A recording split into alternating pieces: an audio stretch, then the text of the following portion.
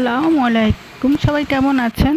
গাছ পাকা দুটো আম নিয়ে নিলাম, নিজের গাছের আম ধুয়ে নিলাম। এখন আমরা মুখ কেটে নিচ্ছি, এগুলো খোসা ছাড়িয়ে নেব। কি হবে বুঝতেই পারছেন। আমরা আজকে আম দুধ ভাত খাবো। আমগুলো আমরা খোসা ছাড়িয়ে নিচ্ছি, দুইটা আমেরই। দারুণ স্বাদের একটা খাবার। কে কে আম দুধ খেতে পছন্দ করেন আমাকে কমেন্ট বক্সে কমেন্ট করে জানাবেন। আমার তো খুবই পছন্দ। ব্রেকফাস্ট, লাঞ্চ, ডিনার তিনটা বেলায় আমরা খেতে পারি। এটা খুব হেলদি একটা খাবার।